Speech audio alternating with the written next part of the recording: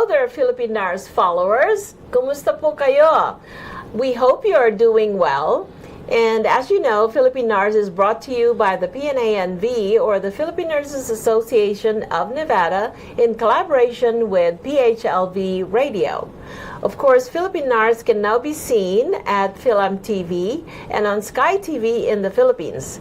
So thank you so much for joining us today and for your continued support for our program.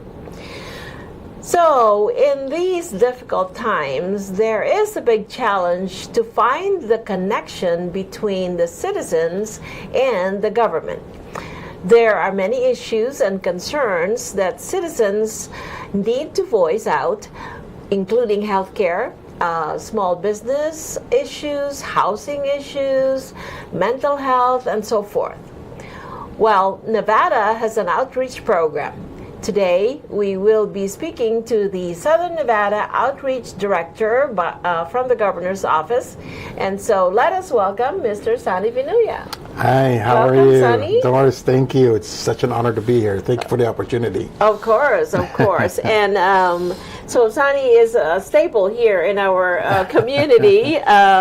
He has been a staple in the leadership of the Filipino-American community of Nevada. He has had so many leadership roles, including being the president of the Asian Chamber of Commerce. Mm-hmm. And so we can talk more about his endeavors as we talk to him today.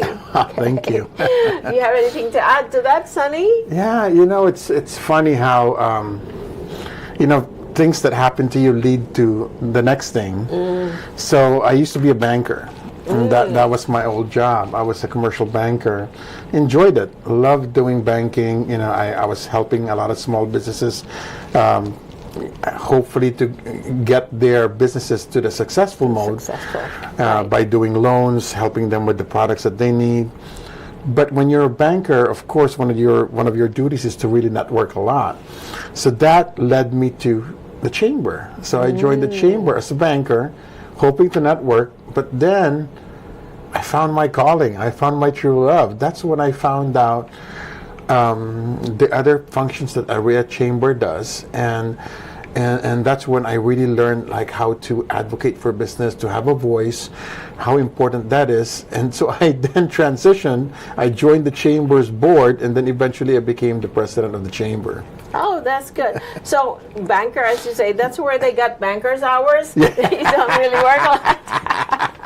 Okay. Yeah, so tell us more about your role as the president of the Asian Chamber of Commerce. Sure. So, like I said earlier, it was a learning curve for me, especially in a minority chamber.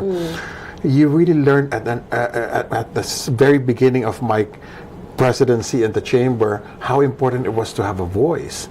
So the first thing that I did as a chamber president, we really wanted to have some kind of impact right away with the community. Right. And the first thing that we saw, we just listened to the different members, it turned out that we had over 150 members who were restaurant owners.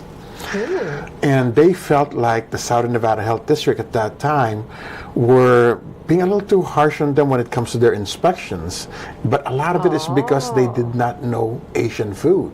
Oh, I see. And I said, you know what, that makes sense. So we went, we went to the county, because the county oversees the Southern Nevada Health District, and said, hey, you know what, we have these issues, can we arrange a meeting? And they were so kind, they obliged. We set up a meeting between the Southern Nevada Health District inspectors and a bunch of restaurant owners. And guess what? They listened. Wow. So they found out. So I'm just going to give you a couple of examples. They wanted kimchi to be thrown out after a certain amount of time, not understanding that kimchi is a fermented food, and it actually gets better as it goes older. Exactly, as it ages. Right. So we were able to explain that to them. So they had to find a work around it. But at least now they understand. And we also talked about sushi makers, because they wanted sushi makers to wear gloves. And we were explaining to them that's tough because they need to feel it. They need to, they've been making sushi for over how many hundreds of years without gloves. So they understood. So now, if you go to a sushi restaurant, some of them you might be able to see. You might see in the back that says, "Sushi is made by somebody who doesn't wear gloves." That came from that meeting. Oh my gosh! So little things like awesome. that. Yeah. Yeah, When it came to healthcare, we were able to lobby for nurses. So with the Chamber of Commerce, you said, Yeah. let me backtrack for a little bit. This is how you started helping small business owners. Yeah. Yeah. Okay. We All did. right. But one of the things that we thought in the chamber, there are healthcare entities that are small businesses too. Correct. So we should be there for them, because majority of, and not majority, but a lot of Asians are in the healthcare business. Of course, yeah. So one of the ones that we saw early was the nursing recruiters. Okay. Oh, right. So we had the nursing recruiters, and then the nurse. Then they also owned what do you call that when the hospitals can get a nurse from them if they're short? Agencies, like nursing agencies. Yeah. So the nurse recruiters had issues with the length of the visa, or the length of the time that it would take for their nurses to get visas. And it was true. It was over like a year at that time. Wow. Yeah. So we lobbied with our federal congressional people here. Hey, we need to get this shorter. Unfortunately, we're still lobbying up to now for that to get better. But at least we got it down to a year. To a year. Yeah, because it really just depends on the backlog of USCIS interviewing nurses in the Philippines. Yeah, well, I mean, you're talking about minority businesses, Asian businesses in healthcare. They have adult daycares. Yeah. They have assisted living. Exactly. They had what else? Adult. Any nursing, Well, from agencies to home health nursing care. agencies to doing PCAs or And then of course you've got the care. clinics. You've got doctors' offices. Of Those are course. small businesses. Yes, Yeah. yes. Okay. Yeah. So that's how it's. We even did a joint one with. PNA was so helpful. That's why I love PNA. Thank Philippine you. Association. So one of the businesses that we had an issue with the extra exam that in Nevada, if you take a certain exam for the English, forgive me because I cannot remember which one. TOEFL. There's two, right? There's TOEFL or and the NCLEX, which is NCLEX. passing the board. Yeah. Right? Okay. But there's a third exam. What's the third one? Yeah. FGNS. Yeah. Okay, So all in right. Nevada, if you take that one, you had to take a second test called the Pearson test. Oh, I did not know that. And a lot of the nurses would fail that test because that's a test that you speak into a computer. Well, if you think about it, Siri sometimes doesn't understand us, right? Yes. It takes a while when I dictate. It takes a while for even, AI to understand you with what you're trying to say. So Lisa was there in that round table, took notes, and took it to the PNA, and they were able to really help talk to the nursing board, and now that test is gone. That's wonderful. So, wonderful. and that's the power of really having a voice, and advocating for your industry. So I fell in love with that, so I did that for 6 years. I was a president over there, and then I joined the state service after that. Yeah, I was going to say, how did you get into state service? Sure. Well, there was an opening for the Office of Small Business Advocacy. Okay. And they actually called the chamber and said, "Hey, Sonny, do you know anybody that does this?" And well, the truth of the matter is, after 6 years, because the Asian Chamber presidency is a non-paid presidency. It's actually the only major chamber here that's not paid. Really? So I still worked as a banker. So in essence, I actually worked 2 full-time jobs. And after 6 years of doing that, it was getting difficult because I would use all of my vacation time for lobbying. I would go to DC, or I would go to Reno if we had session, meet with different people to lobby. My family was suffering because then I couldn't use that vacation time for them. So when this came in and I looked at the criteria for it, I was like, oh wow, this is everything that I do now. That's great. So I asked the lieutenant governor at that time, can I apply for this? This is me. Right, So, right, I do. right. So I did, and I joined. I became the director of that office, the Office of Small Business Advocacy. It was actually a brand new office, so I started that office. It was great. I'm very proud to say that we were able to help out a lot of businesses. Yeah. You've mentioned a Yeah. few of them. Yeah. In the healthcare field, we were able to help adult daycares and group homes. And group homes, right. Yeah, right. a lot of it was in the licensing area. True. Yeah, so we were able to find out that, hey, we can improve the licensing issues. One of the ones that I'm really proud of is I was working with the SBA through the work. I was working with Rachel. Her name's Rachel Autry, Okay. and Winnie Dowling for the SBA. And I kept asking them for classes for healthcare, because what happens is a lot of the people, they would hire a consultant. Now, there are good consultants, don't get me wrong, that's fine. If you Sure. want to pay for a consultant, that's great, if you have money, right? It's expensive. But yeah. there, like anything else, there are some that take advantage of other people. And I've seen some consultants, some issues where they use a consultant and then a year later, they're not open yet. Okay. So for the first time last year, SBA had a class on how to open.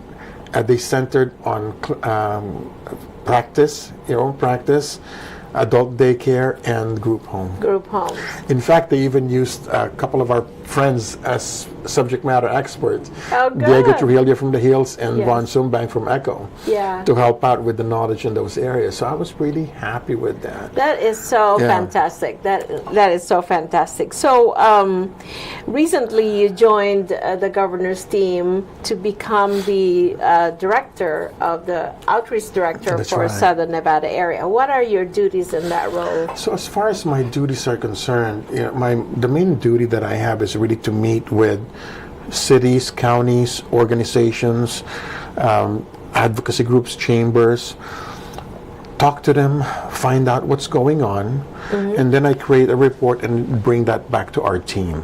And then Okay. when we have different liaisons for different agencies.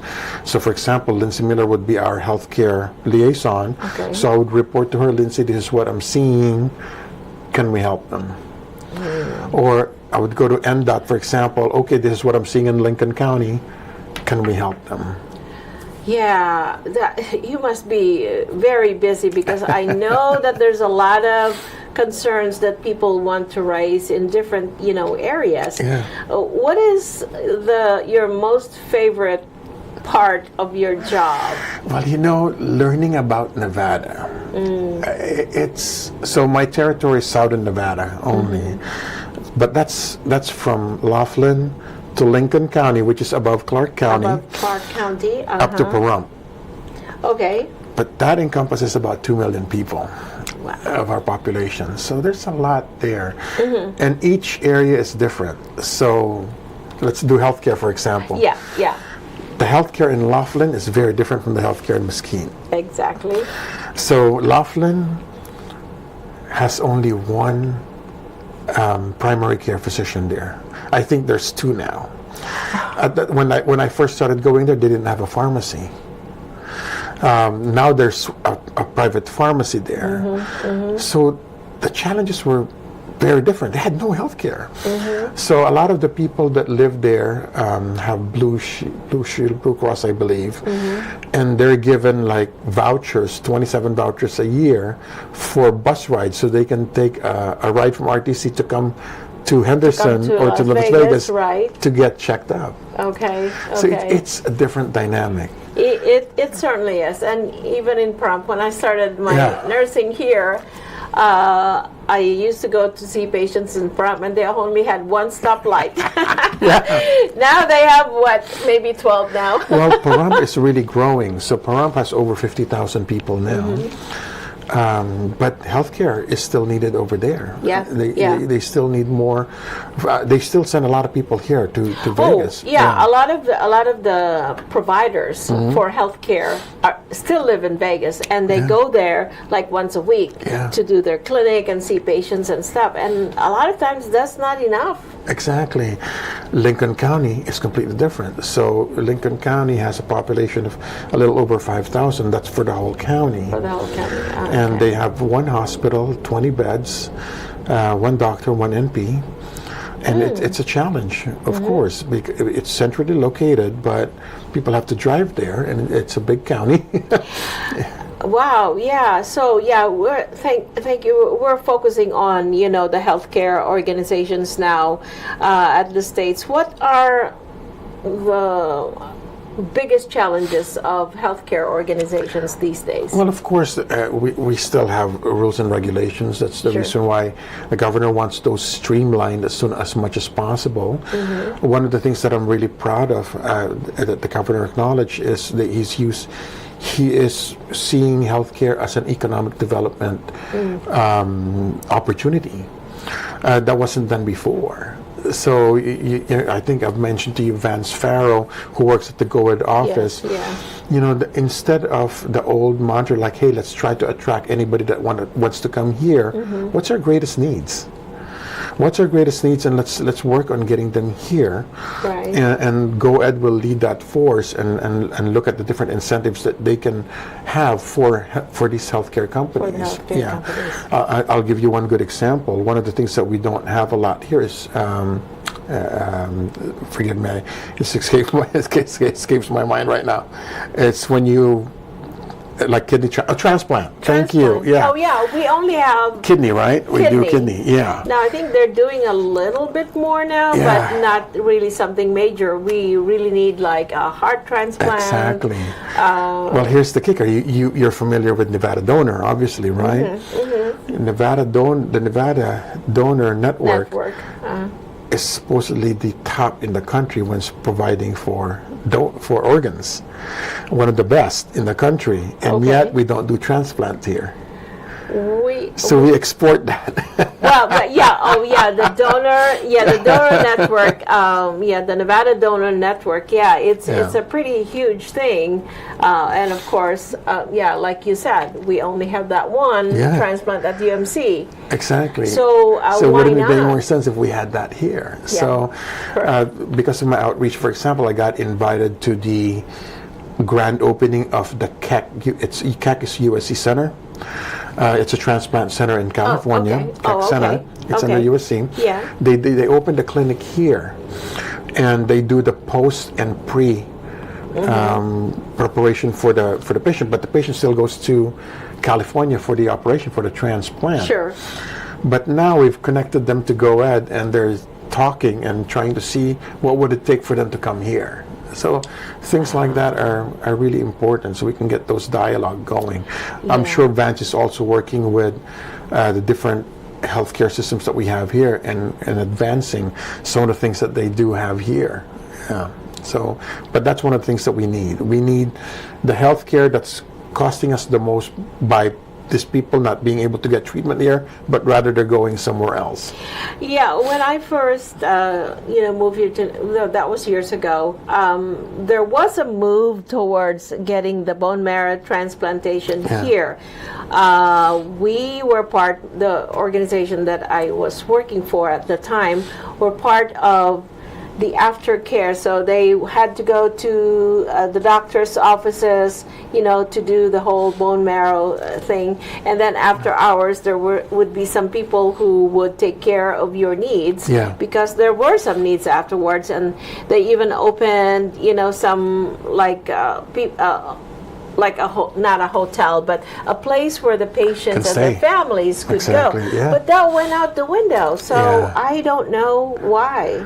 Yeah, so I don't know. Like I wasn't here yet, probably at that time. Yeah. But those are some of the things that we need. We need those center of excellences to come here. Yeah. There's The governor's working on the children's hospital coming here, for example.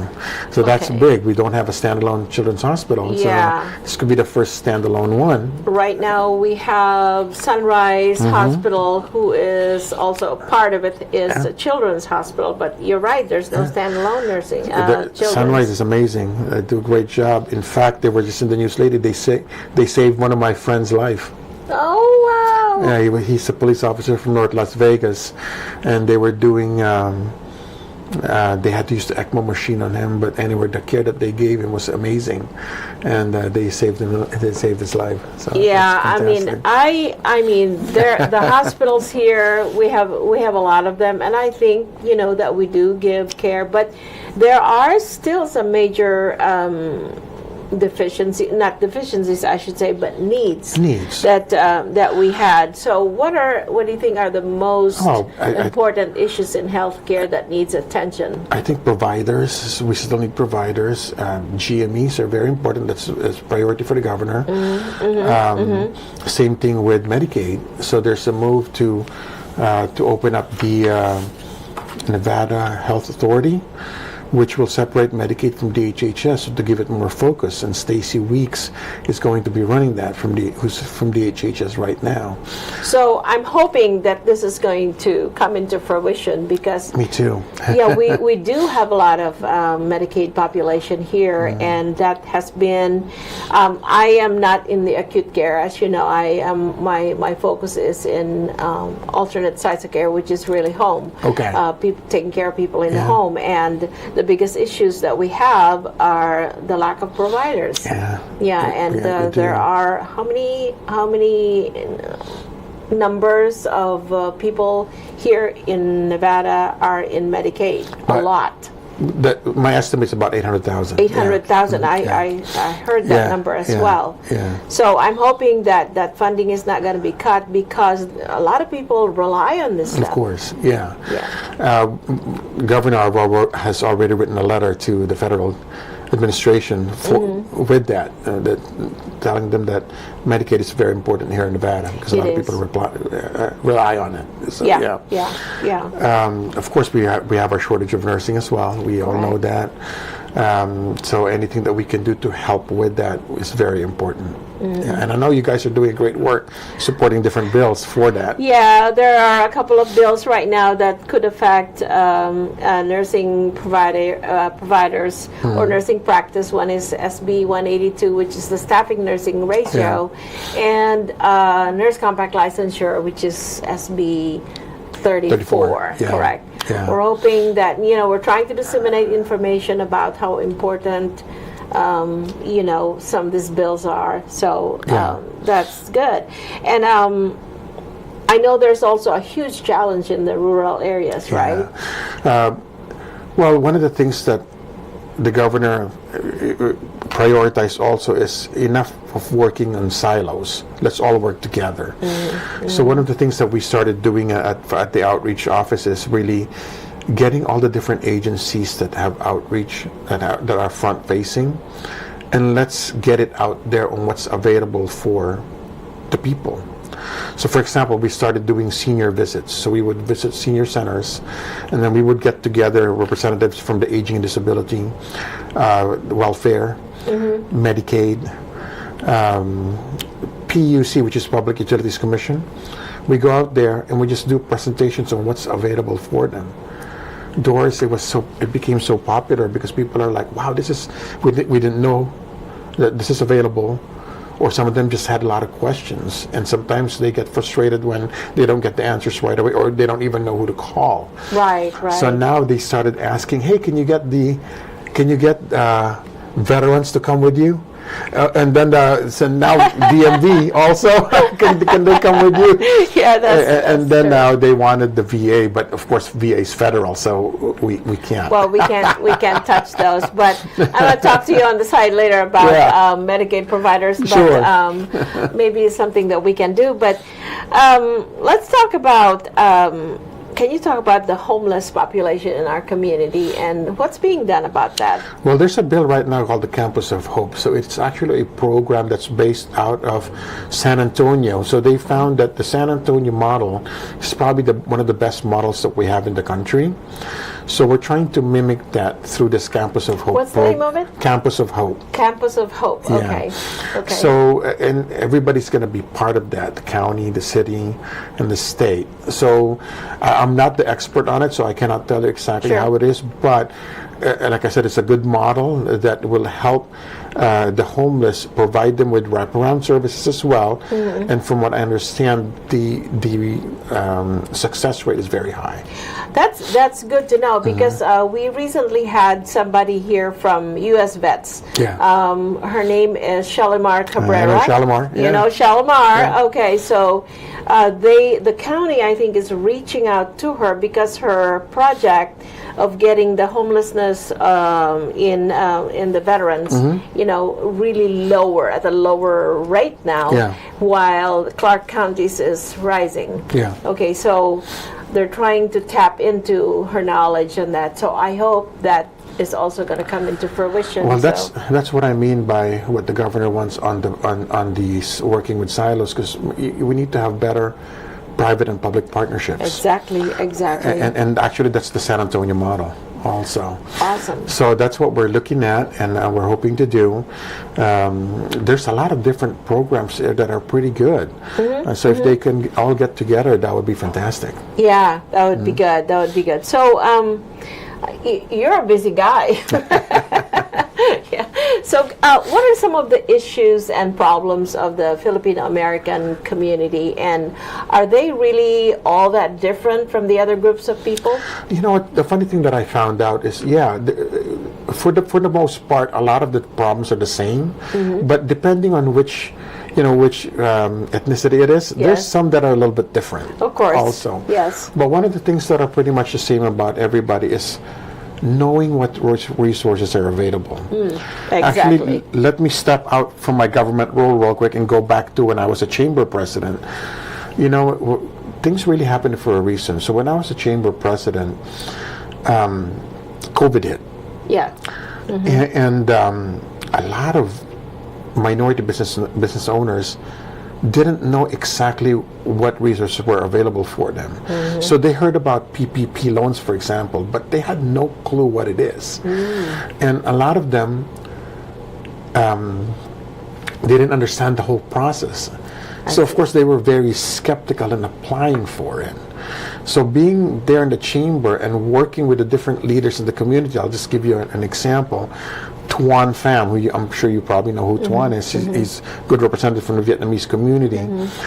Came to me and said, "Hey, can you help us?" I go, "Sure." So we did a video. I worked with the SBA with Saul, and we did a video.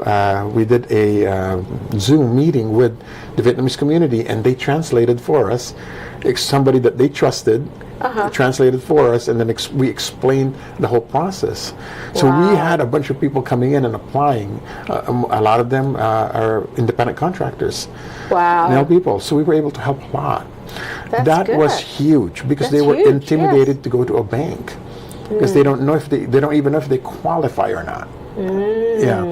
Wow. And even though the SBA did a great job in translating in their website, it's still intimidating because there was nobody there to explain the process to them.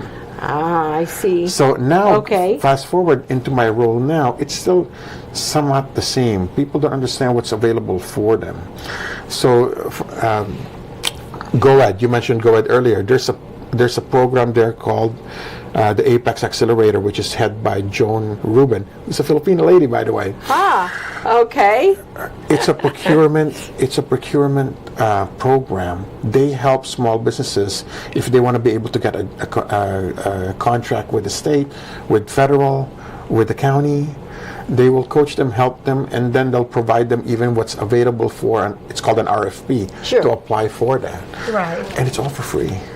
See, that's the thing. I think that is the whole crux of the matter is the not knowing where to go, what to ask for, and we are a very diverse community. God, yeah. In here, we do. have, what was that? The last count, I think we have 26 or 27 consular outreach. My goodness, too much. It's a lot. People like Amy Belmonte is what is her official title? She's the honorary, consul Consul General, for the Philippines. Yeah. But there are 26 other countries living in our community. Yeah. So that's a lot of need.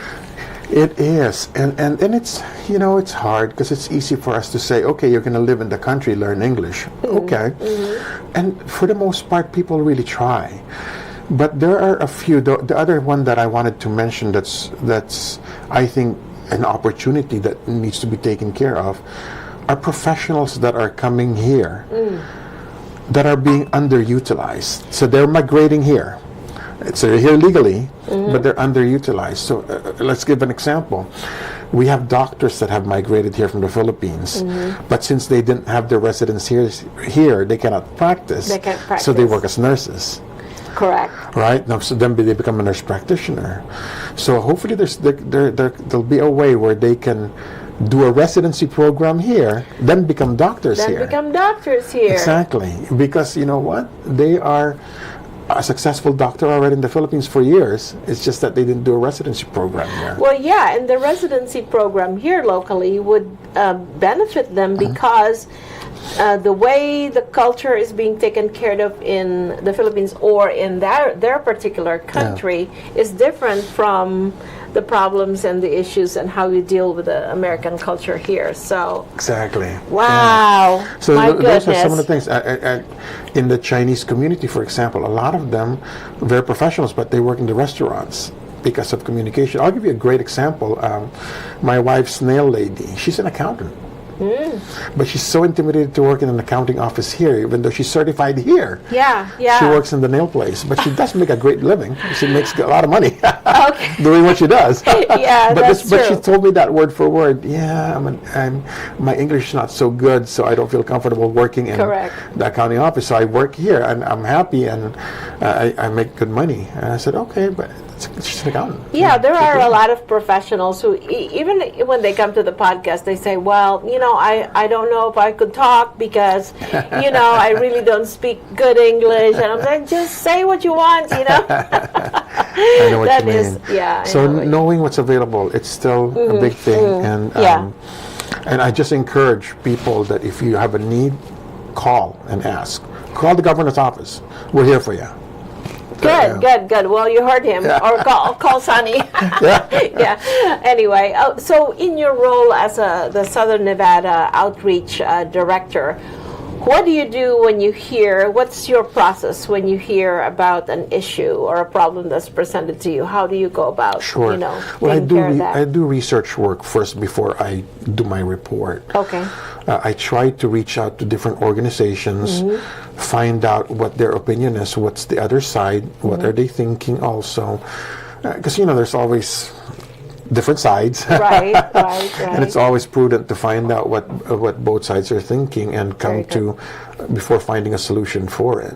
Yeah, because maybe it doesn't mean that the other side is wrong. It's just they mean well. It's just that they probably haven't seen a different perspective. Yeah, that's correct. Yeah, they're in their own, kind of little world, maybe, so to speak, Exactly. and they don't have the opportunity to see the other side of the coin. So 100%. Yeah. Yeah. So, what are the available resources in the community, and how do these resources? How do you make the public know of these resources? Well, I'll go with, for example, the resource tour that we're doing. So with Medicaid, there's a lot of different benefits that you have from Medicaid. I'm not the expert, so I cannot tell you, but the most important thing is reach out to Medicaid, sit down, and their intake people will go through what's available for you. And there are things that people don't know. Oh, I didn't know that I qualify for that. I'm like, you do. Yeah, under Medicaid. So then you can get that, whatever that provider need that you have, you can get that. Okay. Aging and disability. Yeah. They have Yeah. programs that's available for them. PUC, for example, the Public Utilities Commission, Utilities. they have programs, they have availability for help when it comes to your electric bill. If you're a little short and you need help, they can do a one-time help with you. So just connect with the PUC. So different things like that. And we've also created partnerships with nonprofits. So, there sometimes when you're signing up for a program, there's lead time that's needed. So it might take about a week. Well, what if they really need something now? So we have a bunch of different nonprofits that we partner with too, so we can refer to them. Housing is another one. Oh, that's huge too. We've talked about the attainable housing here and the need. So we connect them to Southern Nevada Regional Housing District Authority, for example. Michelle Merced's Neighborhood Housing Services of Southern Nevada. And they can get at least on the list for housing when it comes about. Yeah, yeah. So these are the resources really that need to be made known to the public for that. So you are also a very big advocate in supporting laws that make a positive change, to the community. And in one of the articles about you, it says that you believe in the power of serving the community in unique ways. That one doesn't need to be an elected official to make a significant difference. Can you tell us about that? It's true. So, when people think about serving, they always think about running for office, right? That's the first thing that comes to mind. But there's a lot of different ways. So I always encourage people, for example, to join different boards. It makes me so happy when I see, especially Asians, of course, or Filipinos, I'm Filipino, joining different boards, because now you're really asserting your voice. When you join a board, let's say you join Board of Health, you join the nursing board, now you have a voice there, and you can actually help shape the laws of that particular industry. That's correct. And there's a lot of different boards that are really important here. There's a funeral board. There is a funeral board? Funeral board. My goodness. I had no clue how many different clue. things that go through in that industry that needs to be looked at or at least seen. So those are the different things. The optometry board. Now there are some boards that are bigger than others. That's just the way it is. Cosmetology is another one. Of course, yes. Education. We always pride ourselves as being very, very good with education. So why not run for or join different boards in CCSD, or run for for school board trustee? I am so proud right now that our new superintendent is Filipina. Yes, she's half Filipino. Actually, we had her in the podcast like years ago, and so now I have to reach out to her. I said, "Hey, Joan." Yeah, she was endorsed by the governor. Yes, and she's fantastic. She's great. And I'm really hoping that we can turn things around in CCSD. I was really proud. I said, I'm rooting for her, and she got it. So that's wonderful. Yeah. So that's what I mean with that. There's a lot of things that you can contribute, volunteer. And there's the state. There's the county. I love the state because, of course, this is where I live. When you're a lawmaker in the state or you're a part of the board, you affect things that happen in your own state. So and that's why I've been a longtime member of the FilipiNARS Association of Nevada. I know it's like a second full-time job, and we don't get paid for it, by the way. So you're a servant leader, actually. But it's good to have mentorship for your younger people and to give them some kind of a inspiration in what they're doing now. So I cannot tell you how proud I am of the people that serve, such as yourself. Lisa, for example, we met with her the other day. She just finished 2 days of meetings. I know.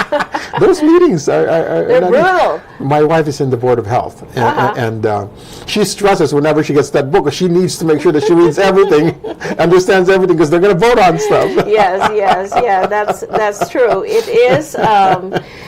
Well, you have to give part of yourself anyway, and do. you have to be really, dedicated to what you are, the board that you're gonna Serve, So yeah. you're gonna serve, because it's important to the community. People don't see that, but yeah, that's good. When people not complain, but at least when they tell me about some of their concerns, I tell them, "Have you tried serving?" It's the first thing I do. Yeah. One of the things that my father told, there's several things that my father told me, but one of the things that he would always say is, "Don't come to me complaining without a solution." Oh, that's awesome. I'd rather have something. That's awesome. Yeah. So it made me think first all the time before complaining. Okay, what can I say that could be something to do with that? That they can fix whatever I'm going to complain about. You complain about and have the solution that is not still being done. The other thing that I wanted to share with you, and I hope you don't mind. No, but not at all. Being Filipino too, I'm really proud of my heritage, but one of the things that I want to do is I want to make sure that we represent ourselves very well in the state, and a lot of us have done that. Nurses, for example, are very well known for that, but in other areas that we're just new to, when we have a new person in that field, we want to make sure that they represent us well. Exactly. Always, yeah. Exactly. That's why I always urge people that the other thing that my father would always tell me, always do the right thing, especially when people are not looking. And it's easy sometimes to find ways to shortcut things. Correct. We can't, we shouldn't, because there's a lot of responsibility being a minority living here. We want to prove to people that we belong here. Correct. Well, we want to prove to people that we're great contributors, which we are. We're contributing in healthcare, in education. How many teachers have we hired over the years? Oh my goodness. That's allowing CCSD to survive. How about small business? And now you see an influx of people in state agencies, in counties, in cities. So we have a chief of staff from the lieutenant governor who's Filipino. The city manager for North Las Vegas is Filipino. We've got Agnes in the district she's assistant DA is Filipina. So county, a bunch of people there too.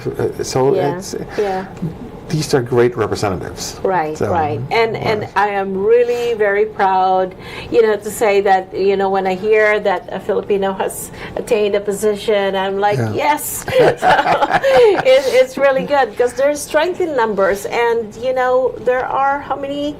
Over 200,000 of us here now in our county only, which is wonderful. Yeah. Oh my God! We're the largest AAPI population here. We have to represent. Even if you add everybody up, we're still more. So that is true. That is true. Well, Sonny, so what is your message to the public about your mission and your goal as the Southern Nevada Outreach Director? Well, the governor's here, and his mandate is to help the people in any way that we can, and I hope that's what I portray when I'm out there. I try to help out as much as we can, at least listen to people, what their issues are, and find solutions for it. Now, unfortunately, there are going to be times that the answer is we can't do something about it, right? Yeah, there's some kind of legislation, there's some kind of law, or there's things that prevents us from doing anything that we can. We get a lot of calls. A quick example, the insurance. You get a lot of complaints about pricing insurance. Well, there's a Department of Insurance that tried to do that, but we cannot mandate insurances not to, not to increase anything. And so we have to play a thin line. The Department of Insurance has to play a thin line on what they can and cannot ask the insurance companies, because we don't want them to pull out either. Right? So little things like that. But at least you create the awareness that there's an issue. That there's an issue, and hopefully we can find a solution for that. And then to the rest of the people, please, if you have the heart to serve, serve. If you really want to make a difference, please take a look at what board or what place in the county or the city that you can get into and volunteer.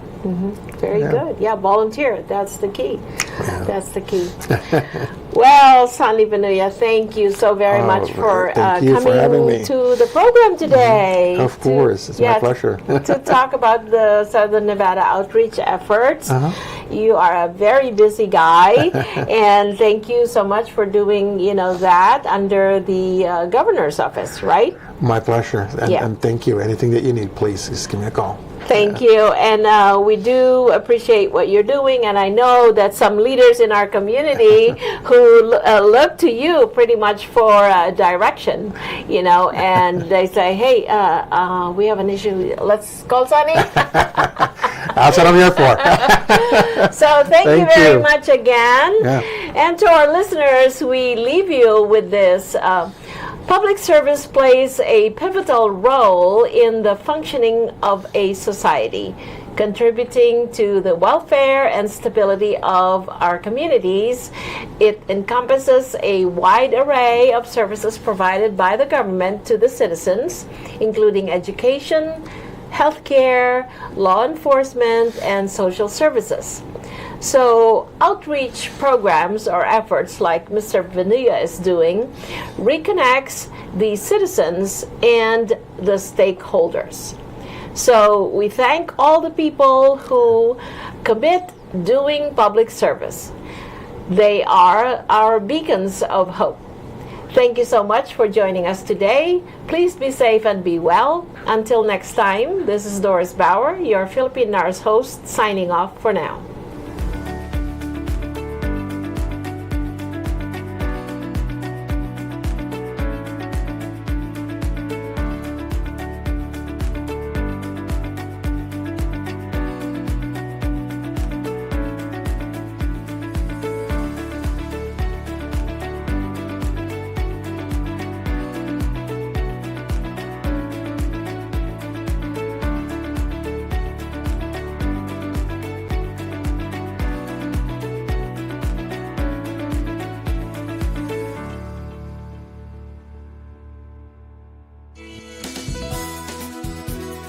Just like a friend from back home. This is your Filipino radio experience in Las Vegas.